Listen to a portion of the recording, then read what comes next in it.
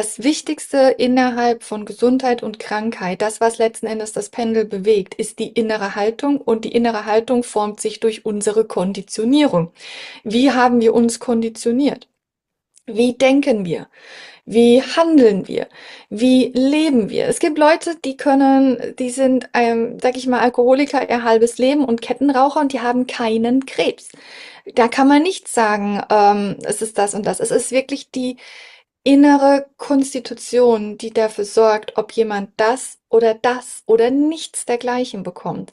Zum anderen, gerade bei solchen Themen wie chronische Krankheiten, chronische Entzündungen im Körper, haben wir auch immer das Thema Parasiten und Giftstoffe. Und das Thema Parasiten wird immer größer, langsam und immer mehr gesprochen. Früher war es so, ich kann mich erinnern, als Kind hat sich keiner Gedanken gemacht über Parasiten. Aber letzten Endes nehmen wir Parasiten auf. Wir sind Säugetiere als Menschen und wir haben Parasiten, genauso wie unser Hund, unsere Katze, unsere Kühe, unsere Schafe und was auch immer. Und wenn wir Parasiten haben, und ich rede jetzt nicht von irgendwelchen Würmern nur im Darm, sondern Blutparasiten, wie zum Beispiel auch Pilze, gehören auch dazu, zu parasitären Wesen. Alles, was von uns lebt, ist in unserem Organismus und sorgt durch die Ausscheidungen immer wieder für kleine oder größere Entzündungen, bis irgendwann dieses Level kippt und ich beginne, chronische Entzündungen zu manifestieren. Aus einer chronischen Entzündung wird irgendwann mit einem hohen Level an Toxinen in meinem Körper eine abgekapselte Krankheit.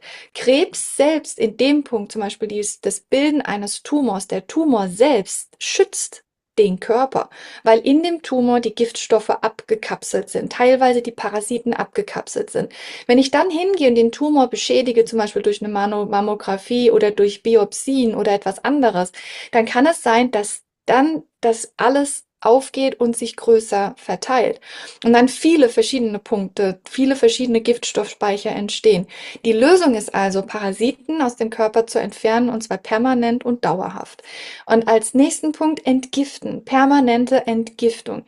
Und wenn das gut stabilisiert ist, ist es wichtig, die inneren Zusammenhänge zu kennen. Warte mal, ich habe Wesen in mir, die von mir leben. Wo bin ich noch in energetischer Disbalance, dass ich von anderen Leuten leben muss? Sei es die Aufmerksamkeit, die Liebe, die Achtung, die Wertschätzung oder. Heißt hier zu gucken, die Zusammenhänge zwischen der inneren Manifestation und der äußeren Manifestation. Okay, in mir stimmt etwas nicht, weshalb mein Körper besetzt ist von Parasiten. Oder ich kann nicht loslassen, weshalb sich in mir Giftstoffe kumulieren, Giftstoffe sich aufbauen. Heißt, ich muss immer auf beiden Ebenen gucken, physisch, nicht physisch, emotional, energetisch. Und jemand, der zum Beispiel in sich in Harmonie ist und in Klarheit ist zum Beispiel, kann eine viel höhere Giftstoffmenge zu sich nehmen, weil sie leichter wieder ausgeschieden wird. Jemand, der nicht abhängig ist von der Energie und der Wertschätzung, der Liebe und der Anerkennung, an der Aufmerksamkeit anderer Leute, hat in sich ein weniger hohes Potenzial, Entzündungen auszubilden, weil er weniger braucht. Und ganz viele Leute, die chronisch krank sind, haben auch dieses psychologische Muster, über ihre Krankheit reden zu müssen. Ich armes Selbst. Ich bin noch krank. Ich bin wieder krank. Und da sieht man die Zusammenhänge zwischen Psyche und dieser energetischen, ich sag mal, Notwendigkeit, dass andere ihnen Aufmerksamkeit geben.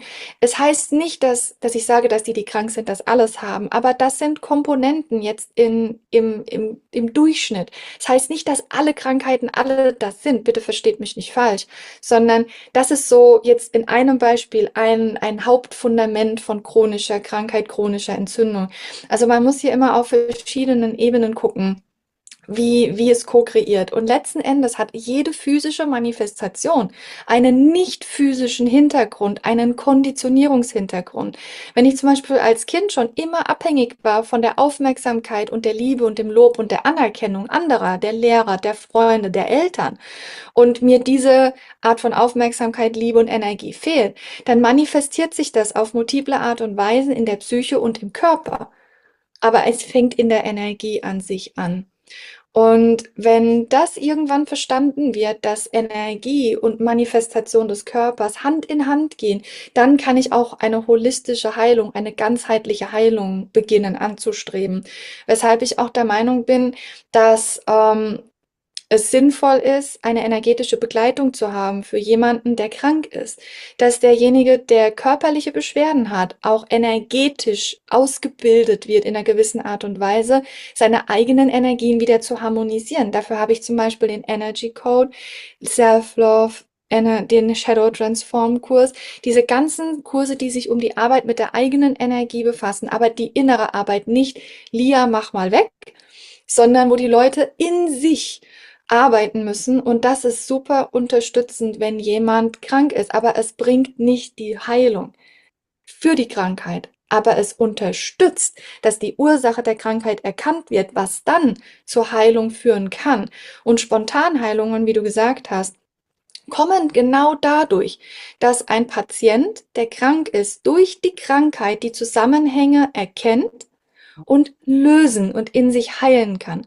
Und dadurch die Krankheit nicht mehr notwendig ist, weil die Krankheit ist da, weil intern die Energie nicht in Harmonie ist und nicht in Klarheit ist die Krankheit da. Kommt die Erkenntnis, kommt die Klarheit, kommt die Harmonie, ist die Krankheit nicht mehr notwendig. Und es kann von einem Tag auf den nächsten die Krankheit weg sein. Ich kann sterbend im Totenbett liegen, eine Erkenntnis haben, weshalb das alles so ist, wie es ist, und am nächsten Tag das quietschfidele Leben selbst sein. Das ist möglich. Aber die Energie muss geschiftet werden. Die innere Haltung, die Konditionierung, das, was in unserem Bewusstsein, Unterbewusstsein und Unbewusstsein ist, muss erkannt werden. Und da ist jede Krankheit ein großer Schlüssel. Ein großer Schlüssel. Und es hilft nicht nur, die Krankheit zu bekämpfen, sondern die Krankheit zu verstehen. Und das ist aber individuell. Jedes Individuum hat einen ganz eigenen Cocktail, wieso, weshalb und warum sich eine Krankheit manifestiert hat in dieser und dieser einzigen spezifischen Form. Und das kann nur das Individuum herausfinden. Es gibt Heiler, die können eine Idee haben. Es gibt Ärzte, die können eine Unterstützung machen, aber die Erkenntnis muss das Individuum selbst haben. Weil nur das Individuum kennt die Komplexität seiner ganz eigenen Energie, wenn sich das Individuum darauf einlässt. Und dann kann wirklich so ein Quantenshift stattfinden innerhalb des Gesundheitsenergiesystems. Danke dir.